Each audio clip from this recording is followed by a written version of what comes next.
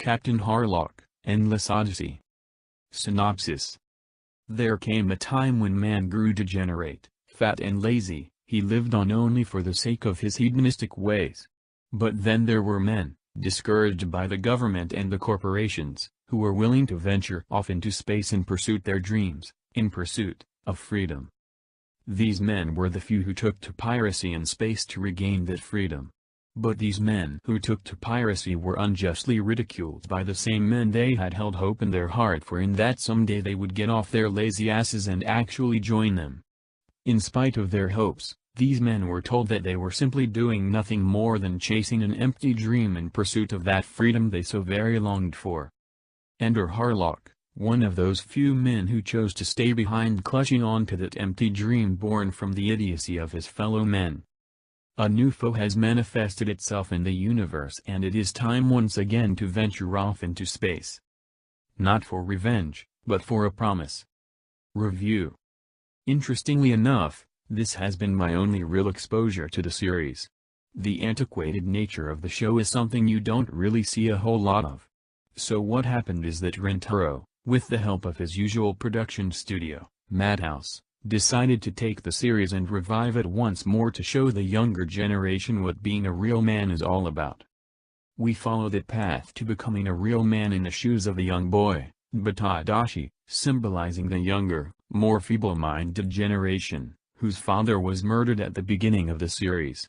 He regrets being on bad terms with him before he died and decides to journey off into space with Harlock, symbolizing the older, more wiser generation, and the Arcadia, in order to avenge his father's death and to investigate the disappearance of the Earth at the hands of the ancient rulers of the universe, the New. The path of a real man in pursuit of his ambition is an arduous journey littered with many obstacles, but Harlock is the kind of manly man who will brave the tide of hardship and walk over it as if it were nothing. But even with that exterior appearance, it is made clear in the series that there exists no man that is without fear. The only kind of fearless men that exist are those who do not give in to the fear buried deep within their hearts. Harlock is that kind of man. He walks over whatever is in his way, barely giving it a passing glance, not without fear, but with determination. Wildba isn't exactly one of those men. He strives hard to tread the path his father wanted him to. For one thing, the basic foundation of being a man is learning how to keep a promise.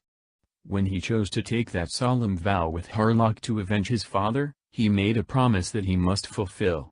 To give up halfway or to casually change your mind without just cause is not an option, as it debases the code of honor among space pirates. This and many other invaluable teachings are to be learned in the series. But ultimately, the most important lesson bestowed upon us will be that, while a man may know how to keep a promise, a real man will also come to know how to forgive. Harlock teaches us all this as he literally tramples over the many things that stand in his way. Not necessarily challenging his enemies, but those who dare oppose his ironclad principles. So it's not him who is invincible as it is his ideology, from which he draws his seemingly infinite will.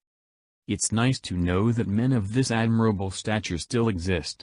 Nowadays, most people seem to be more concerned with making their heroes or lead characters seem more human, leaving less admirable men and more angst-ridden boys. This series, when you put it up against everything, is like having the real difference between boys and the men that stand amongst them defined. Feel free to use it as a gauge, boy.